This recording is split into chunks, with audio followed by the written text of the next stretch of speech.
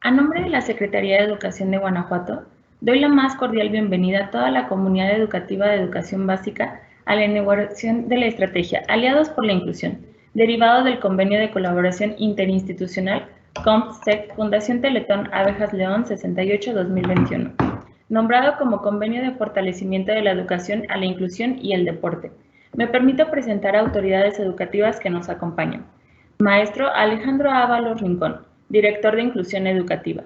Maestro Josué Renato Yazamat Morales Pérez, Jefe de Departamento de Educación Especial. Nos complace ceder el uso de la voz al Maestro Josué Renato Yazamat Morales Pérez.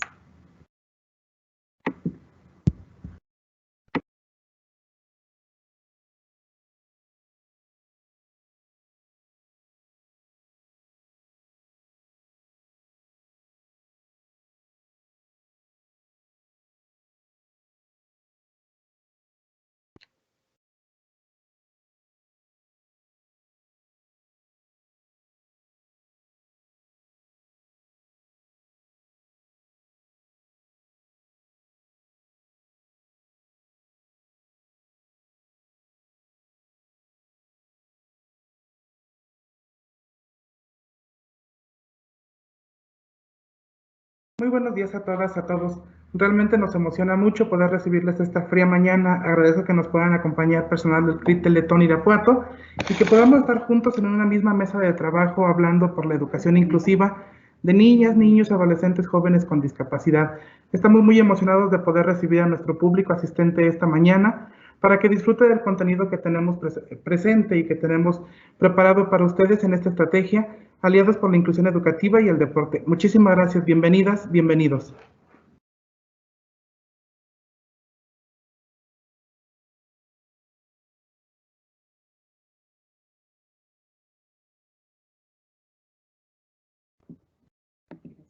Agradecemos sus palabras, Maestro Renato.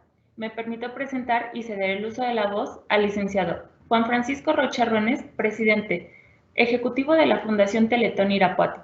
Adelante, licenciado.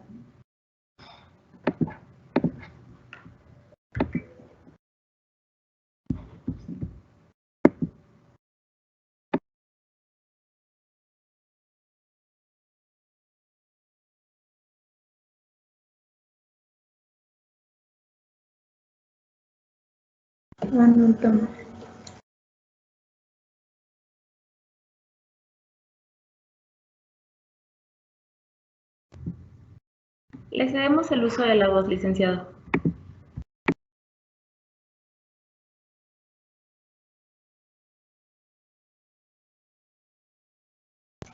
Hola, buenos días, perdón, con estos problemas técnicos. Muchas gracias y de verdad es un placer, me da muchísimo gusto, maestras, maestros, titulares de planteles y de aulas. Gracias por esta maravillosa oportunidad a nuestra Secretaría de Educación. Muchísimas gracias, principalmente a nuestro secretario de Educación, el maestro Jorge Enrique Hernández Mesa. Gracias también al maestro Alejandro Ábalos. Gracias por esta oportunidad. No le quiero quitar más tiempo a nuestra compañera amiga, la maestra Lía Guadalupe Guevara Rincón, pero sí necesito expresarles el orgullo que tenemos de poder iniciar esta serie de webinars, que espero sean de mucho provecho, porque mutuamente sabemos que tenemos muchísimo que aprender unos de los otros, y pues nuestros niños son sus niños, así es que deseamos que sea una sesión de crecimiento.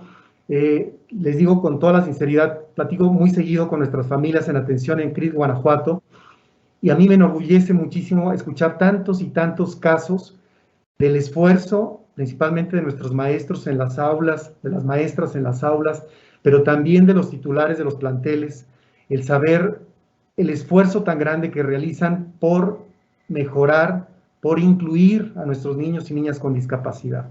Y eso a mí me llena de orgullo porque, de verdad se los digo, creo que somos el mejor estado en materia de educación y en la atención de nuestras niñas y niños en todos los planteles públicos de nuestro estado. Gracias por este enorme esfuerzo, gracias por estar conectados para conocernos, para reconocernos, y gracias por atender a nuestros niños en sus aulas.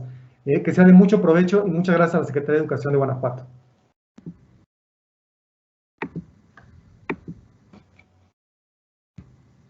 Agradecemos sus palabras y su presencia, licenciado. A su vez, agradecemos la presencia de Mariela López Delgado, promotora estatal de recaudación de CRIT, y Sandra Martínez Velázquez, coordinadora de alianzas estratégicas y procuración de fondos CRIT Guanajuato, y el apoyo de las asesoras técnico-pedagógico de educación especial. Ahora, nos complace dar inicio a nuestra primera conferencia magistral, denominada Dificultades en el aprendizaje asociadas o no a una discapacidad intelectual, a cargo de la maestra en educación especial y psicóloga Lía Guadalupe Guevara Rincón, asesor pedagógico de CRIT Teletón. La maestra Lía cuenta con un diplomado en intervención psicosocial, un diplomado en tanatología y uno más en neurociencia educativa, además de contar con la certificación en diagnóstico de autismo con prueba estandarizada en México. Antes de ceder el uso de la voz a la maestra Lía, invitamos a la comunidad educativa que nos acompaña a registrar las preguntas que deseen dirigir a nuestra ponente sobre su conferencia. Adelante, maestra.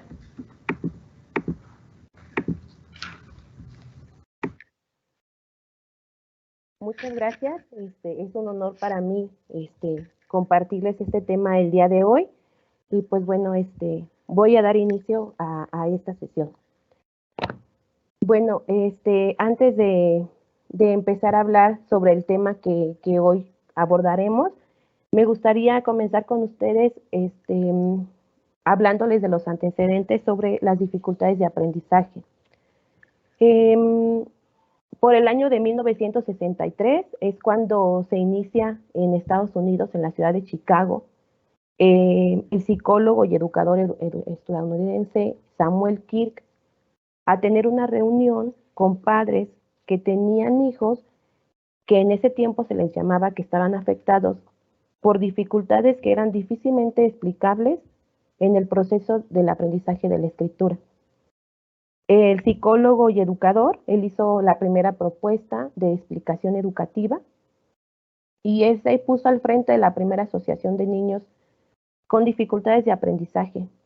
Y más o menos por el año de 1965 se consolida como la Constitución de Consejo para Niños Excepcionales. Este término de dificultades de aprendizaje pues era más optimista frente a otros conceptos que ya estaban preexistentes. Anteriormente se les llamaba a estos niños pues que eran niños con daño cerebral, que eran niños con disfunción cerebral mínima. En esos tiempos también pues no se centraban en condiciones biológicas, sino más bien en el acto de enseñanza-aprendizaje. El psicólogo y educador Samuel Kirk decía que si había problemas de aprendizaje y si se cambiaban las condiciones de enseñanza, al hacerlas más flexibles y adaptadas a las necesidades del sujeto, podía proporcionar el éxito y la superación de este problema.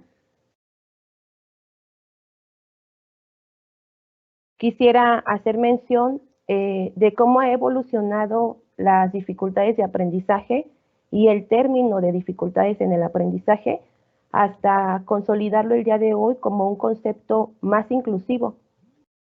Inicialmente, como ya lo he comentado, pues se llamaba dificultades en el aprendizaje por esos años de 1962, 1963. Ya por el año de 1978 empiezan a llamarlo necesidades educativas especiales, como nosotros en la parte escolar lo mencionamos como las NE. Este término se utiliza después de que se genera el informe de Warnock por 1978. A México tarda un poquito más de años en llegar esta evolución de este término, la unión de las Naciones Unidas, todo esto, y pues da apertura a lo que hoy se conoce como la educación especial. La educación especial, como sabemos, pues está destinada a atender estas necesidades educativas especiales, por llamarlas así en este año, de algunos alumnos. Esta educación especial pues nace como complemento educativo a todos los niños que en esos tiempos se identificaban que tenían alguna dificultad en el aprendizaje. Cuando nace este término, pues se decía, ¿no?, que cuando había una propuesta educativa favorable, pues se alcanzaban los objetivos comunes, es decir, el objetivo del alumno, los objetivos de la familia, los objetivos de la organización de la escuela. Pero cuando las propuestas educativas eran totalmente inadecuadas a las características personales de ese niño o de esa niña que se atendía, de ahí surgían las dificultades en el aprendizaje. Pero ustedes saben que la educación especial ha estado en constante cambio por alcanzar o avanzar hacia el contexto y hacia el término de la inclusión.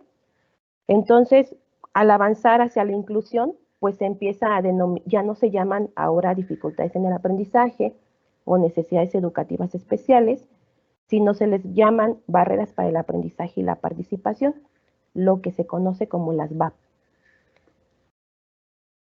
Estas barreras para el aprendizaje y la participación, pues surgen por la interacción de los estudiantes en el contexto, es decir, ya no es una dificultad que tenga el niño, ya no es una necesidad que tenga ese niño, ya ahora se llama que es una barrera, y puede haber barreras de diferentes tipos. Puede ser ideológicas, puede haber actitudinales, puede haber pedagógicas y puede haber de organización.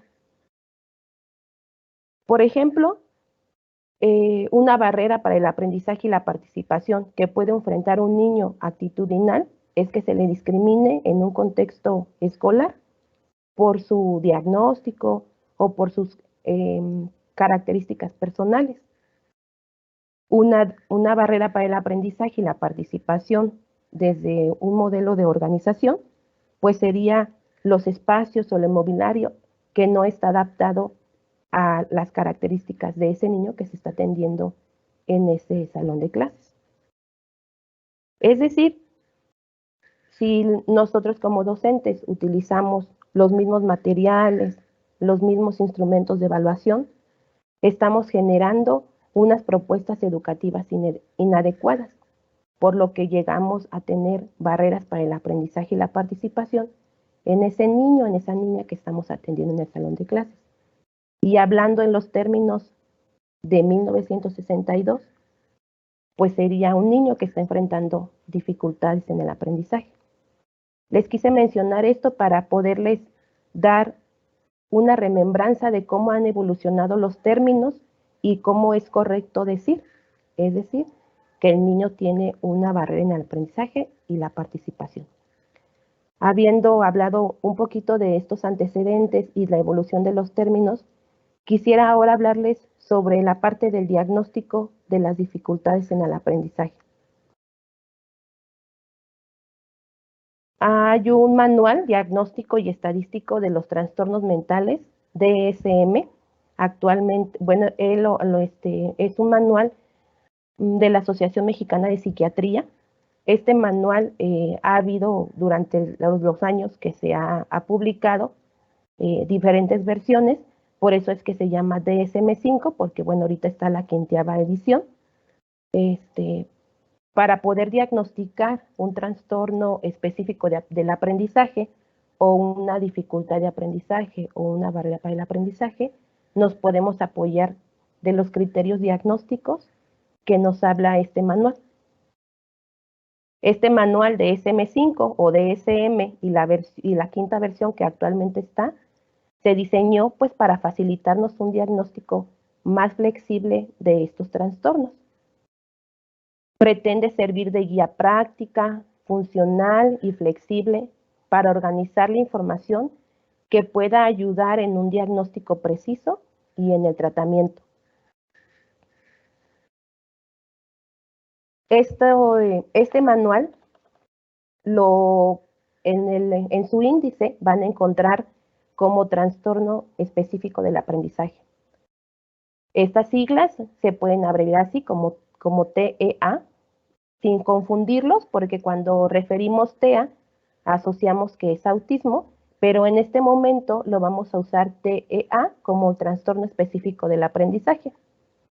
Este manual nos dice que los niños, cuando enfrentan una dificultad en el aprendizaje, un trastorno del aprendizaje, debe de cumplir con los siguientes 4 criterios que yo les voy a mencionar, basados en síntesis de una historia clínica, es decir, en el desarrollo, en la parte médica, familiar y educativa, en informes escolares que nosotros entreguemos o en los informes escolares que nos entregue el departamento de USAED, en las evaluaciones psicoeducativas que nos ayuda el personal de psicología a realizar. Es decir, no podemos juzgar que